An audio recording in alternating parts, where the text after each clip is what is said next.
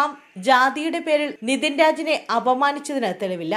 Anjarakandy dental കോളേജിലെ BDS വിദ്യാർത്ഥി നിതിൻ രാജിന്റെ മരണത്തിൽ അധ്യാപകരായ ഡോക്ടർ MK റാമിന്റെയും സംഗീത നമ്പ്യാരുടെയും മുൻകൂർ ജാമ്യവിധിയുടെ വിശദാംശങ്ങൾ പുറത്ത്. ജാതിയുടെ പേരിൽ നിതിൻ രാജിനെ അപമാനിച്ചതിന് തെളിവില്ല എന്നാണ് മുൻകൂർ ജാമ്യവിധിയിൽ പറയുന്നത്. വിദ്യാർത്ഥികളോടുള്ള റാമിന്റെ പെരുമാറ്റം മോശമായിരുന്നു, അത് ജാതി അടിസ്ഥാനമാക്കിയുള്ളതല്ല എന്നും ജാമ്യവിധിയിൽ പറയുന്നു.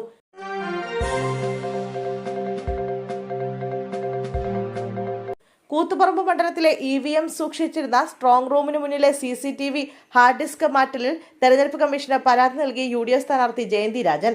ഹാർഡ് ഡിസ്ക് മാറ്റിയതിൽ ദുരൂഹതയുണ്ടെന്നാണ് ആരോപണം. സ്ഥാനാർത്ഥിയുടെ ഏജന്റ് എത്തും മുമ്പേ ഹാർഡ് ഡിസ്ക് മാറ്റിയ സമയത്തെ വിഷ്വൽ കട്ടാണ്. എന്തുകൊണ്ട് കൂത്തുപറമ്പിലും തലശ്ശേരിയിലും മാത്രം ഹാർഡ് ഡിസ്ക് മാറ്റേണ്ടി വരുന്നുവെന്നും ജയന്തി രാജൻ ചോദിച്ചു. സ്റ്റോറേജ് തീർന്നുവെന്ന് പറഞ്ഞാണ് ബ്രണ്ണൻ കോളേജിലെ സ്ട്രോങ് റൂമിന് മുന്നിലെ ക്യാമറകളുടെ ഹാർഡ് ഡിസ്ക് മാറ്റിയത്. ഹാർഡ് ഡിസ്ക് മാറ്റുന്ന കാര്യം അറിയിച്ച സ്ഥാനാർത്ഥികളുടെ ഏജന്റുമാരെ വിളിപ്പിച്ചിരുന്നു.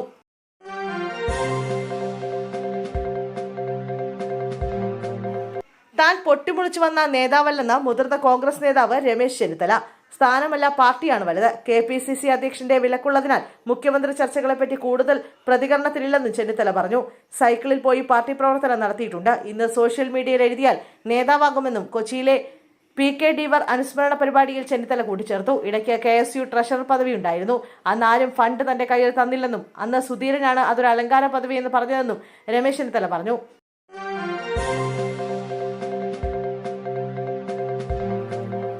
ചൂടിന് പിന്നാലെ കടുത്ത വൈദ്യുതി പ്രതിസന്ധിയിലേക്ക് സംസ്ഥാനം. വൈകുന്നേരങ്ങളിലെ പവർകട്ടിൽ പലയിടത്തും പ്രതിഷേധവുമായി ജനങ്ങൾ KSEB ഓഫീസുകളിലെത്തി.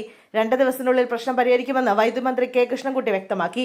സംസ്ഥാനത്ത് അപ്രഖ്യാപിത ലോഡ് ഷെഡിംഗ് ഇല്ലെന്നും വൈദ്യുതി ഉപയോഗം ജനങ്ങൾ സ്വയം നിയന്ത്രിക്കണമെന്നും മന്ത്രി പറഞ്ഞു. നിയന്ത്രണമില്ലെന്ന് സർക്കാർ ആവർത്തിച്ച് പറയുമ്പോഴും ഇടയ്ക്കെങ്കിലും ഇരുട്ടിലാവുകയാണ് കേരളം. വൈകുന്നേരങ്ങളിലും രാത്രിയിലും സംസ്ഥാനത്തെ പല ഭാഗങ്ങളിലും വൈദ്യുതി വിതരണം നിലയ്ക്കുന്നത് ജനങ്ങളെ വലയ്ക്കുകയാണ്.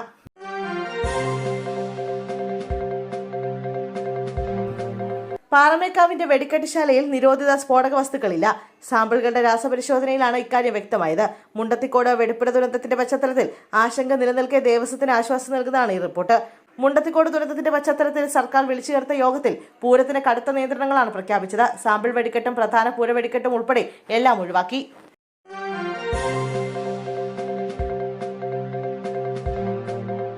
പോടാ പുല്ലേ പോലീസെ മുദ്രാവാക്യം R ശ്രീലേഖയെ പ്രതി ചേർത്തു. മുദ്രാവാക്യം വിവാദമായതിനു പിന്നാലെയാണ് സംസ്ഥാനത്തു നിന്നുള്ള ആദ്യ വനിതാ IPS ഓഫീസറും മുൻ DGPയുമായ R ശ്രീലേഖയെ പ്രതി ചേർത്തിരിക്കുന്നത്. നിലവിൽ ശാസ്തമംഗലം BJP കൗൺസിലറാണിവർ. വട്ടിയൂർക്കാവിൽ BJP പ്രവർത്തകർക്കെതിരെ ഉണ്ടായ പോലീസ് നടപടിയിൽ പ്രതിഷേധിച്ചാണ് വനിതാ കൗൺസിലർമാരുടെ നേതൃത്വത്തിൽ വട്ടിയൂർക്കാവ് പോലീസ് സ്റ്റേഷനിലേക്ക് മാർച്ച് നടത്തിയത്. മാർച്ച് ഉദ്ഘാടനം ചെയ്തത് ശ്രീലേഖയായിരുന്നു.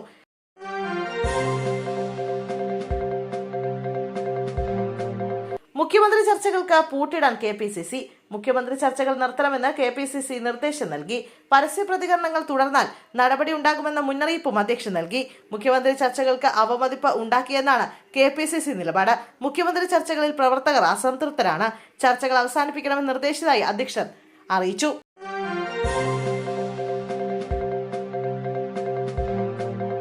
ഡിജിറ്റൽ മീഡിയ സെൽ ചുമതല ഒഴിയാൻ ഹൈബി ഈഡൻ. നിയമസഭാ തെരഞ്ഞെടുപ്പ് ഫലം വരുന്നതിന് മുമ്പുള്ള കോൺഗ്രസിലെ മുഖ്യമന്ത്രി പോര് പൊട്ടിത്തെറിയിലേക്ക്. മുതിർന്ന നേതാക്കളെ അധിക്ഷേപിച്ചുള്ള വാട്സ്ആപ്പ് ഗ്രൂപ്പിലെ ചാറ്റ് പുറത്തുവന്നതോടെ ഡിജിറ്റൽ മീഡിയ സെൽ പ്രതിക്കൂട്ടിലായി. ഡിജിറ്റൽ മീഡിയ സെൽ കോർഡിനേറ്ററായ വിമല ബിനു അഡ്മിനായ ഗ്രൂപ്പിലാണ് മുതിർന്ന നേതാക്കളെ ഉൾപ്പെടെ അധിക്ഷേപിക്കുന്ന ചാറ്റ് നടന്നത്. ഇതോടെ KPCC ഡിജിറ്റൽ മീഡിയ സെൽ ചുമതല ഒഴിയാൻ ഹൈബി ഈഡൻ MP സന്നദ്ധത അറിയിച്ചു.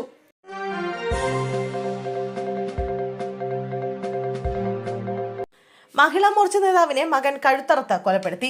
കണ്ണൂർ കൊളക്കാടാണ് സംഭവം. താന്നിക്കുന്നിലെ ബണത്തിപ്പറമ്പിൽ തങ്കച്ചന്റെ ഭാര്യ ഗീതമ്മയാണ് കൊല്ലപ്പെട്ടത്. ഇവരെ കഴുത്തറുത്ത് കൊലപ്പെടുത്തിയ ശേഷം മകൻ ക്രിസ്റ്റി പോലീസ് സ്റ്റേഷനിലെത്തി കീഴടങ്ങുകയായിരുന്നു. ഈ കഴിഞ്ഞ രാത്രി 10:30 സംഭവം. മഹിളാ മോർച്ച ജില്ലാ കമ്മിറ്റി അംഗമാണ് കൊല്ലപ്പെട്ട ഗീതമ്മ.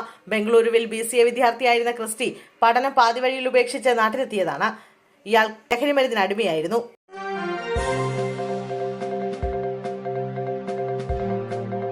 മോട്ടോർ വാഹന വകുപ്പിന്റെ രേഖകളിൽ KB ഗണേഷ് കുമാറിന് കുരുക്ക്. ഗതാഗത മന്ത്രി KB ഗണേഷ് കുമാറിന് ഡ്രൈവിംഗ് ലൈസൻസ് ലഭിച്ചത് 18 വയസ്സ് പൂർത്തിയാകുന്നതിന് മുമ്പ്.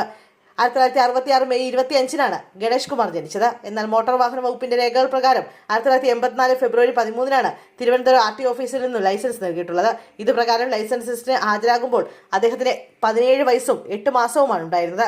ലൈസൻസിലുള്ള ജനന തീയതിയാണ് ഗണേഷ് കുമാർ നിയമസഭാ രേഖകളിലും നൽകിയിട്ടുള്ളത്.